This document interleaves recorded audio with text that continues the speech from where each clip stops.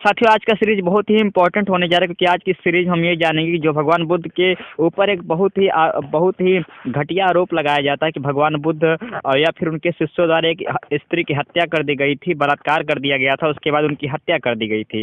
काफ़ी धर्म ग्रंथों में भी इस घटना का वर्णन है, पर इसकी सच्चाई क्या है इसके बारे में आज हम समझेंगे कि क्या है इसकी सच्चाई। तो यदि आप चैनल पर नए हैं और चाहते हैं कि बौद्ध धर्म संबंधी सभी जानकारी आपको ऑथेंटिक रूप से सच्चा मिलता रहे, तो प्लीज़ पहले आप चैनल को सब्सक्राइब करके हमें हिम्मत दे दीजिए। सुनने के लिए आप सभी का धन्यवाद। आइए बढ़ते हैं टॉपिक पे। तो कहा जाता है कि जैन तीर्थकों द्वारा हत्या का मिथ्या आरोप। तो उस समय जो जैन संप्रदाय के लोग थे, उस समय भगवान बुद्ध पे हत्या का एक झूठा आरोप लगाए थे। वो पूरी घटना क्या थी, आइए हम सीधे चलते हैं टॉपिक पे।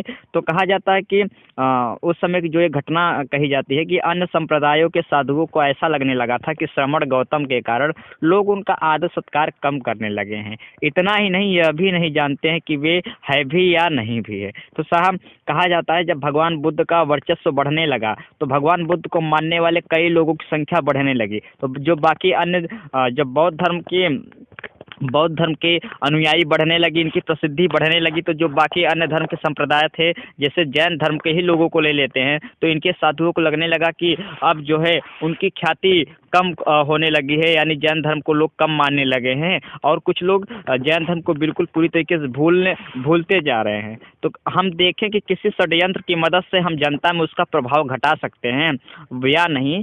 शायद सुंदरी की सहायता से हम ऐसा कर सकें, तैर्थिक सोचने लगे। और जो समय जैन साधु थे, वे इस षड्यंत्र रचने लगे कि किस तरह से वे उनके जो ख्याति है, भगवान बुद्ध की जो प्रसिद्धि है, जो उनका मान सम्मान है, वो किस तरह घटा दें, किस तरह उनकी प्रसिद्धि को कम कर दिया जाए। तो इसके लिए उन्होंने षड्यंत्र रचना शुरू कर दिया और इसके लिए उन्होंने एक स्त्री का सहारा लिया। उस समय एक स्त्री थी जिसका नाम सुंदरी था। वे उसकी सहारा लेते हैं, उनको बदनाम करने की भगवान बुद्ध को कोशिश करते हैं और इस बारे में जो तैर्थिक थे सोचने लगे। कहा जाता है कि वे सुंदरी के पास गए, जो उस समय जैन तीर्थंकर थे, जो जैन धर्म के समर्थक थे, साधु थे। वे सुंदरी के पास गए और बोले कि बहन, तुम बहुत ही सुंदर और मनोरम हो। यदि तुम श्रमण गौतम के बारे में कुछ अपवाद फैला दो तो हो सकता है कि लोग उसका विश्वास कर ले और श्रमण गौतम का प्रभाव घट जाए।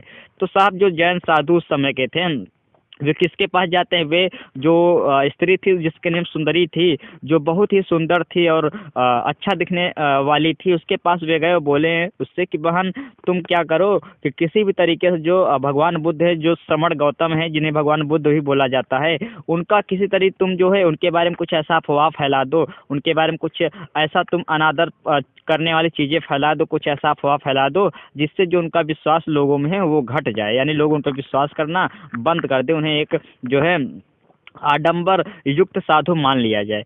तो कहा जाता है साहब कि प्रतिदिन फिर शाम को हाथों में फूलों की मालाएं तथा नाना प्रकार की सुगंधियों लेकर जेतवन की ओर जाने लगी। और साहब, उनके रिक्वेस्ट करने पर, जो जैन साधु थे उनके कहने पर, जो सुंदरी लड़की थी वो फिर वही करने लगी। वो क्या, उनको बदनाम करने के लिए पता है क्या करने लगी? वो रोज जो है शाम को हाथों में फूलों की मालाएं तथा नाना प्रकार के सुगंधित लेकर जेतवन की ओर, जेतवन में ही भगवान बुद्ध ठहरे थे, वे उनके जो उनका निवास स्थल था, जो उनका आश्रम था, रोज शाम को फूल मालाएं और सुगंधित चीजें लेकर जाने लगी।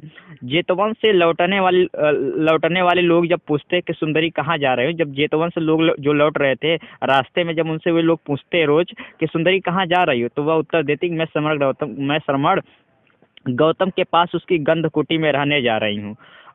तो साहब, वो यही बोला करते थे कि वो उसको जो है श्रमण गौतम ने बुलाया, गौतम बुद्ध ने बुलाया है और उनकी कुटी में आज रात बिताने जा रही है, ऐसा वो लोगों के सामने बोला करती थी।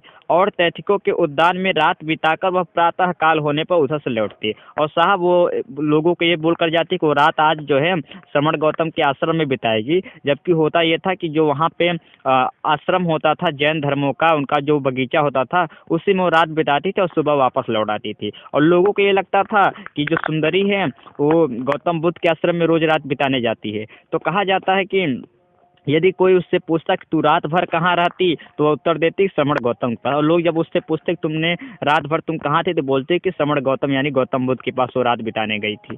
कहा जाता है कि कुछ दिनों के बाद तर्थिकों ने हत्यारों को कुछ ले देकर सुंदरी की हत्या करवा दी और उसकी लाश को जेतवन के पास की कूड़े की ढेर पर फेंकवा दिया। और कहा जाता है साहब, इस तरीके से पहले तो सुंदरी के द्वारा भगवान बुद्ध को बदनाम कर दिया गया। उसके बाद उस सुंदरी की कुछ हत्यारों को जो है पैसा ले देकर उस सुंदरी की हत्या करवा दी गई, यानी जो लड़की थी उसकी हत्या करवा दी गई और उसके लाश को उन्हीं के आश्रम के अगल बगल किसी कूड़े में फेंक दिया गया, वो जो लड़की थी। फिर आगे कहते हैं कि तब उन तर्थिकों ने सरकारी कर्मचारियों तक यह सूचना भिजवाई कि सुंदरी रोज जेतवन आया जाया करती थी और अब वह दिखाई नहीं देती। खुद पहले तो हत्या करवाते, जो जैन साधु थे पहले उस लड़की की हत्या करवा दिए, उसके बाद जो है वे ही जाके जो उस समय के मंत्रीगण थे, जो उस समय राजा के प्रशासन अधिकारी थे, उनके पास वही लोग जाके शिकायत करते हैं कि सुंदरी रोज जो है गौतम बुद्ध के आश्रम में आया जाया करती थी, अब जो है वो दिखती नहीं है, वो दिख नहीं रही है। हाँ, फिर आगे क्या होता है, वही लोग पहले तो उसकी हत्या करवाए, फिर वही लोग जाके शिकायत भी कर रहे हैं। आगे कहते हैं कि तब उन तर्तिकों ने सरकारी कर्मचारी तो क्या सूचना भिजवाई। ठीक, आगे कहते हैं सरकारी अफसरों को साथ लेकर उन्होंने सुंदरी की लाश को कूड़े के ढेर पर से खोज निकाला और साहब मरवाए यही लोग थे, जैन धर्म के जो साधु सन्यासी थे यही लोग मरवाए थे। इन्होंने जो सरकारी अफसर थे उस समय, जो राजा महाराजा के कर्मचारी मंत्रीगण वगैरह थे, उनको लेकर उसी जो है जो जेतवन के पास लाश का कूड़ा था उसी में सुंदरी की लाश को ढूंढ लिया गया। आगे कहते हैं तब तर्थिकों ने तथागत के श्रावकों पर आरोप लगाया कि आपने अपने सत्ता की लज्जा ढकी रखने के लिए उन्होंने सुंदरी को मार डाला। और फिर जो उस समय जैन साधु से उन्होंने किसके ऊपर आरोप लगाया, वो जो है जो उस समय तथागत के श्रावक थे, जो तथागत के भिक्षु वगैरह थे, जो भिक्षुगण थे तथागत पर, उन्होंने ये आरोप लगाया कि वो जो है अपने जो है लज्जा को ढकने के लिए सुंदरी को मरवा दिया, यानी उसका बलात्कार करके उसकी हत्या कर दी, ऐसा उन्होंने जो है उनके ऊपर आरोप लगाया। कहते हैं कि लेकिन हत्यारे आपस में इस रुपए के बंटवारे के बारे में जो उन्हें सुंदरी की हत्या करने के लिए मिला था, एक शराब की दुकान पर बैठे बैठे लड़ने लगे। लेकिन साहब कहा जाता है ना कि सत्य को कोई कितने देर तक ढक पाएगा। तो जो जैन ऋषि मुनि थे, जो जैन साधु थे, वो जिन हत्यारों को सुंदरी को मारने के लिए पैसे दिए थे कि और जो सुंदरी की जिन्होंने हत्या कर डाली थी, तो ये जो हत्यारे लोग थे, जो जैन धर्म वाले जो इनको पैसा दिए थे, उसको बंटवारे को लेकर ये जो लुटेरे थे आपस में लड़ने लगे कि और एक जो दुकान थी वहीं पे लड़ने लगे।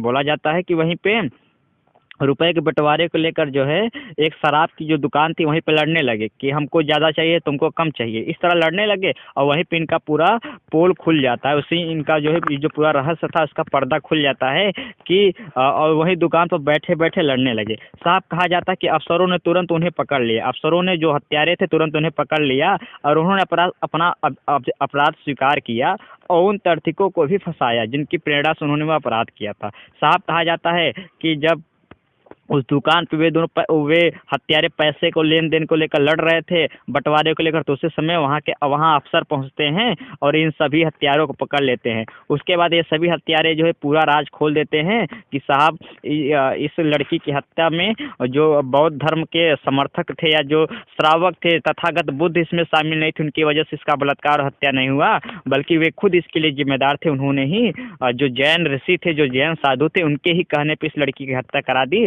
ताकि भगवान बुद्ध के सिर पे मढ़ लिया जाए कि भगवान बुद्ध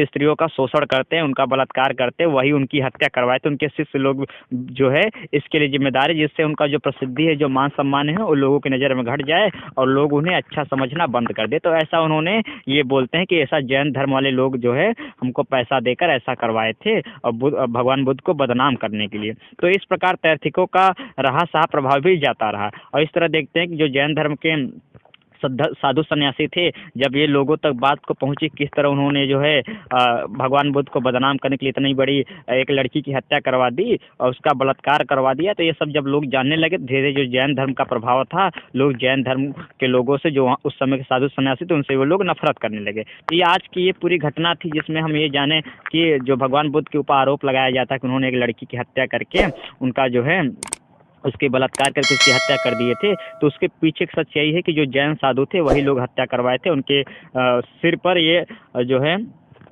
दोष मढ़ दिया गया था। तो हमें उम्मीद आपको ये थोड़ा सा बहुत पसंद आया होगा, पूरा आज की ये जो सच्चाई थी। ये चाहते हैं ऐसे वीडियो हम और लाएं तो पहले प्लीज़ आप सब्सक्राइब कर हमें हिम्मत दे दीजिए। सुनने के लिए आप सभी का धन्यवाद।